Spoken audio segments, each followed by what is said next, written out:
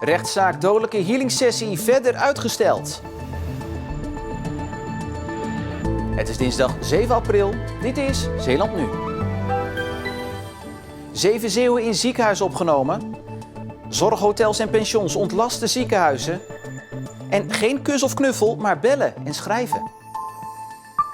Goedenavond. Er is nog steeds veel onduidelijkheid over wat er precies is gebeurd tijdens de healingsessie in IJsendijke, waarbij een man om het leven kwam. Dat bleek vandaag bij de rechtbank in Middelburg. Daarom laat een inhoudelijke behandeling van de zaak op zich wachten. De rechtbank in Middelburg heeft de zaak voor onbepaalde tijd aangehouden, omdat er nog allerlei onderzoeken lopen. De 2 verdachten, de eigenaren van Iboga Farm in IJsendijke, worden verdacht van doodslag. Na een healingsessie bij hun boerderij kwam een 34-jarige man uit Oudewater om het leven. Het slachtoffer werd zwaargewond naar het ziekenhuis in Oostburg gebracht, maar redde het niet. Nog steeds is niet helemaal duidelijk waaraan de bezoeker nou overleden is. Geestverruimende middelen, kook, geweld. Uit sectie op het lichaam is gebleken dat de man tegen de grond is gedrukt en dat zijn nek is afgeklemd. Maar ook is gebleken dat de man cocaïne heeft gebruikt. De combinatie van coke met de geestverruimende middelen die ze bij Iboga Farm gebruikten, is een gevaarlijke. De hoofdverdachte heeft eerder laten weten dat hij het heel erg vindt wat er is gebeurd en dat hij alleen maar probeerde te helpen en het goede te doen. Voordat de zitting inhoudelijk behandeld kan worden, moet er nog een getuige worden gehoord die zich in Engeland bevindt. En verder moet er nog forensisch onderzoek gedaan worden door het NFI. Het is niet duidelijk wanneer dat onderzoek is afgerond.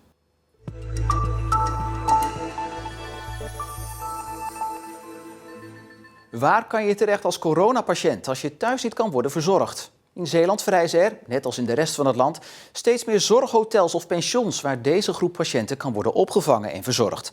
Zoals in het oude ziekenhuis in Zierikzee. De verpleegkundigen van buurtzorgpension Zierikzee lopen er sinds de komst van de coronapatiënten zo bij.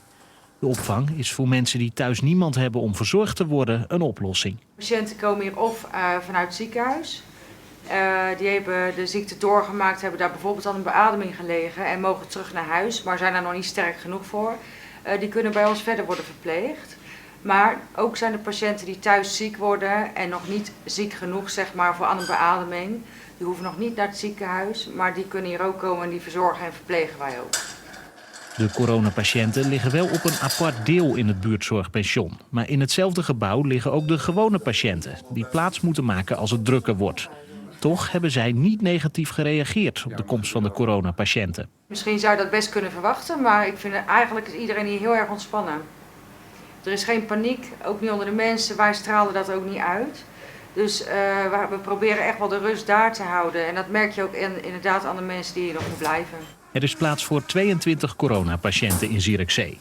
Op dit moment worden er 5 verzorgd. En in totaal liggen er 111 zeeuwen met het coronavirus in een ziekenhuis. Dat zijn er 7 meer dan gisteren. Ook is er een zeeuw overleden aan het virus, waarmee het totaal aantal Zeeuwse doden op 28 staat.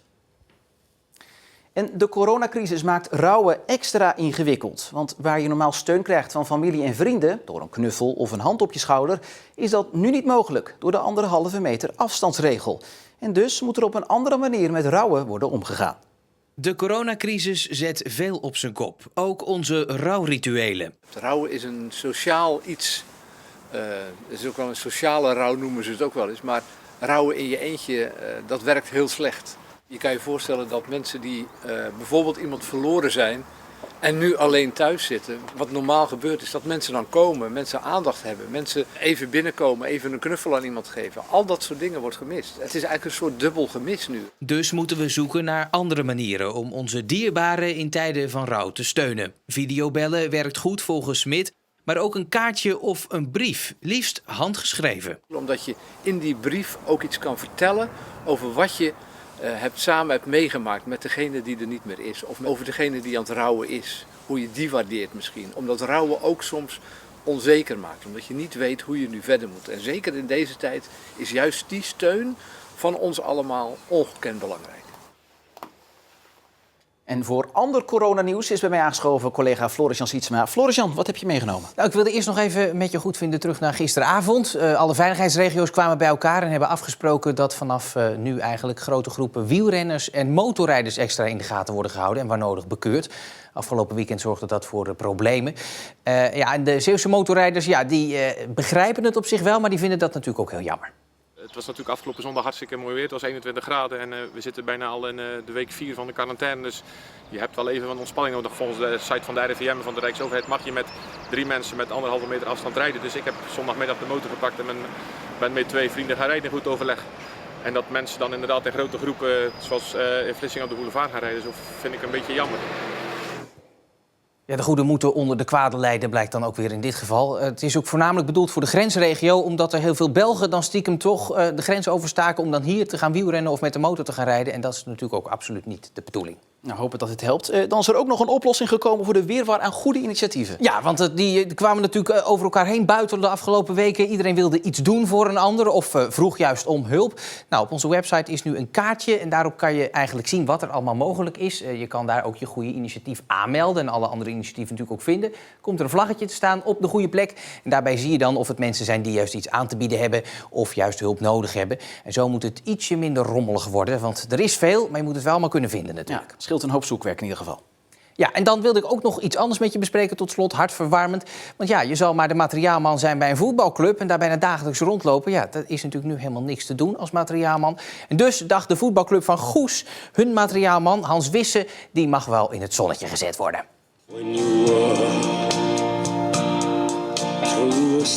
Hans Wisse die gaat op dit moment door een kleine depressie.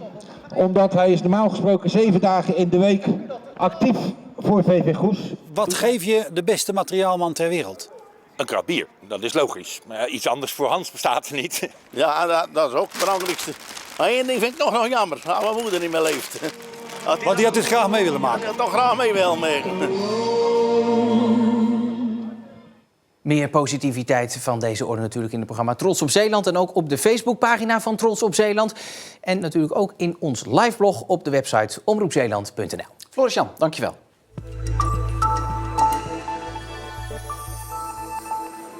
Het stroomnetwerk in Zeeland is niet goed berekend op het op grote schaal opwekken van duurzame energie. Daarvoor zijn te weinig stroomleidingen aanwezig. Dat blijkt uit een studie. De problemen treden onder meer op in Hulst, Oostburg, Sas van Gent, Vlissingen en op Schouwen-Duiveland en Tolen. Daar zouden de elektriciteitsnetten moeten worden verzwaard als de vraag naar duurzame stroom toeneemt. 25 jaar geleden verloor Sint-Philipsland zijn zelfstandigheid en ging het op in de gemeente Tolen. Henk Geluk was destijds raadslid in Sint-Philipsland en is dat nu in de gemeente Tolen. Geluk was tegen de herindeling, maar is inmiddels een stuk milder.